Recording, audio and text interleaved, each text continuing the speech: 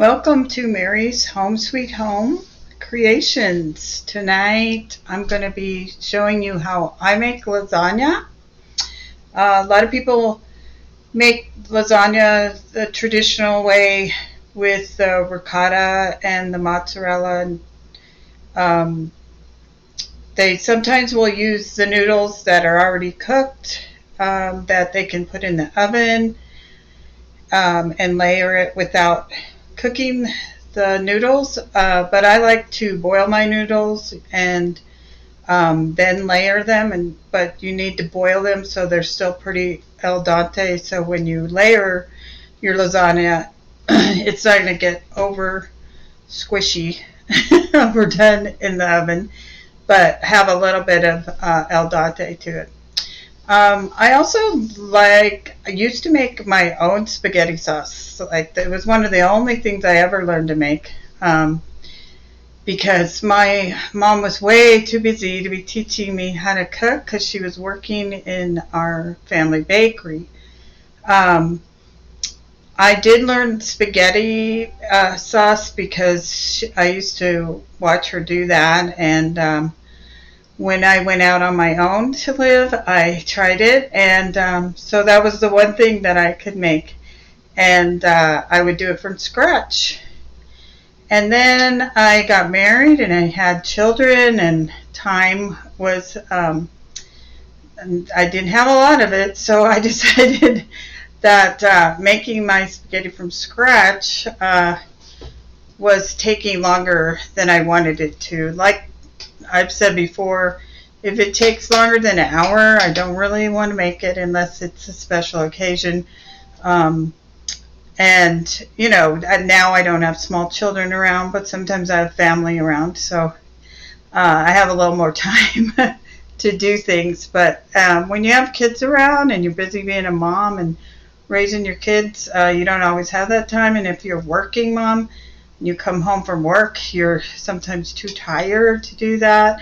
And so the easier it is for you, the better as long as it's a healthy meal, I would try to do something that was easier. And really I found out, I tried to use a ragu spaghetti sauce, but I did that for a while, but I didn't really care for it as much.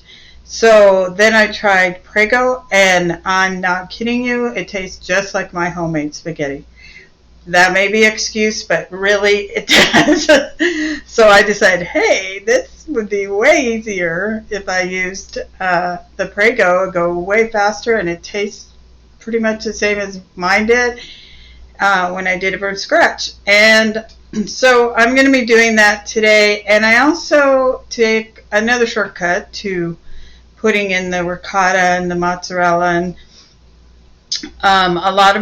some people even use cottage cheese in theirs.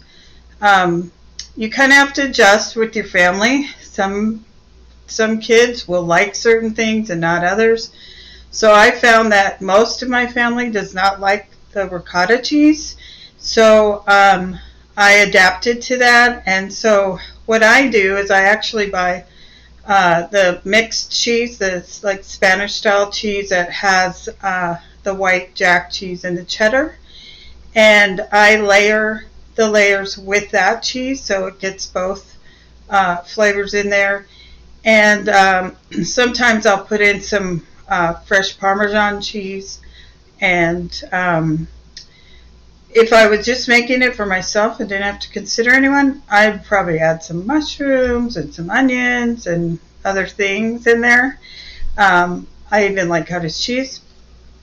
But because I'm making it for my family, I try to adjust to what they're going to eat. Because you want your kids to eat. So sometimes we have to adjust things. So I'm going to go ahead and get everything going. I got the lasagna noodles and sauce, and I have two kinds of Parmesan, the fresh and the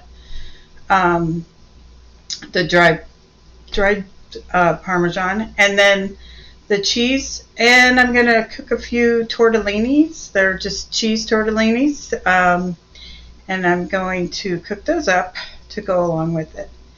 Okay, and I'll come back and show you.